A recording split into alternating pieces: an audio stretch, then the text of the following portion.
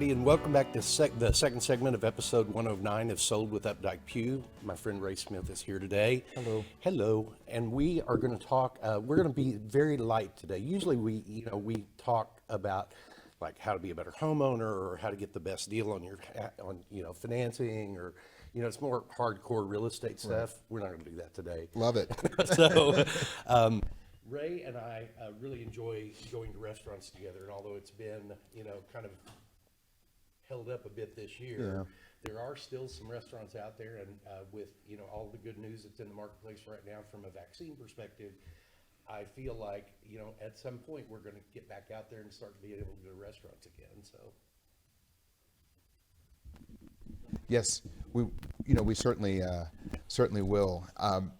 In thinking through this, Jeff, like so many of us have had to think about our entertainment and going to restaurants and all a little differently. So I was not only thinking about just the food itself, but how we're kind of living with eating out in a COVID time. Yeah, it's become difficult. I met a friend for breakfast yesterday, and I've been one of those that has been probably more hesitant to go to restaurants than many. But I went and met a friend for breakfast yesterday, and it was a place that I knew had really nice outdoor dining. And I got there, and the guy was like, "Well, we don't really have anybody wait on you outdoors." And I was like, I'm not going to sit inside. Right. But he said, "Well, let me see if I can work something out." And they ended up accommodating us just because I think they realize, everybody's going to have to bend and work a little, work together a little better on this. So when I've gone to some places like that, I've ordered takeout if they don't mind me sitting outside. Yeah. And we're all just adjusting and doing a little differently just to get through. So so if you had to pick one restaurant that you wanted to go to, what would that be? Kind of like, what's your number one? This was a really challenging set of questions because there's so many different things to think through. Location, the food, the experience, and all. But one that has moved into the Dallas market that I'm really pretty high on is called Heim Barbecue. It's right there across Mockingbird from Luffield Airport. Yeah. I've never been there before. I mean, I haven't been to there's one in Austin, I think? Fort Worth. Yeah, there's one in downtown Fort Worth, which was like my go-to when I had to go see clients in downtown Fort Worth. So I was excited to see them expand over into Dallas. I would put Heim Barbecue right up there with the Hard Eights and the Pecan Lodges of the world. I think they do a really, really good job. One of the measuring sticks for a good barbecue restaurant is if they have the ability to run out of food on a given day. That's true. So when you look at the menu and you see they're sold out of something, that usually means they're doing something right. Yeah, that's I'll definitely have to try that. I would say if like where I've had most of my celebratory type really nice dinners has been at Albertay's. Okay. That's probably my favorite restaurant. They've been there. They do it so well. Yeah, they really do. Before COVID hit, some friends and I went to the one out north, and while it was really done very nicely, I do like the Oak Lawn location better. So, do you remember what that was before it was Bernays? No, I don't. It was a great place to go for Sunday brunch, and anyway, I can't remember. It'll come to me in half a minute, I'm sure. So all of a sudden, in the middle of your next thing, I'm going to go, "It was done." Yeah, that's one. Another one. Sometimes I'm wanting to be casual.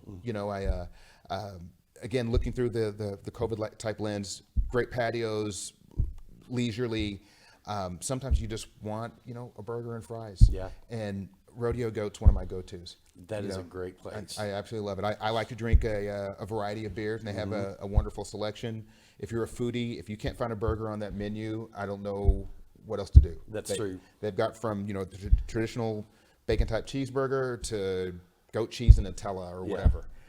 Wide variety. That is. They've got a Mike Rollins burger, and I can't remember what's on it, but it kind of harkens back to his Northeast history. So, but that, and I'd say for a hamburger, that is like a step above like normal hamburger to me. Right.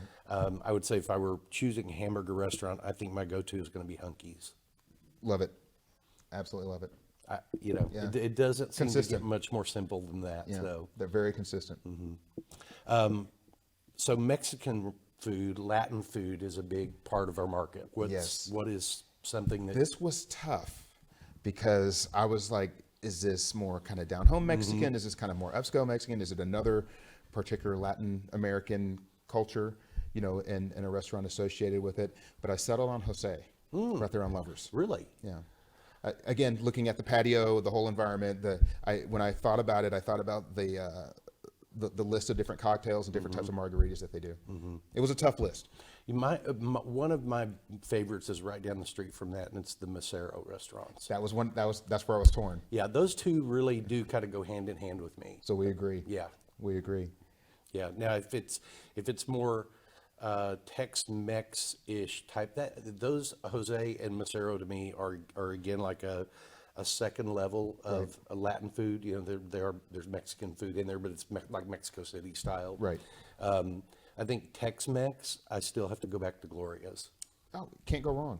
They're successful here in the DFW area for a reason. Multiple locations. They've done it so well for so long. Yeah. Love it.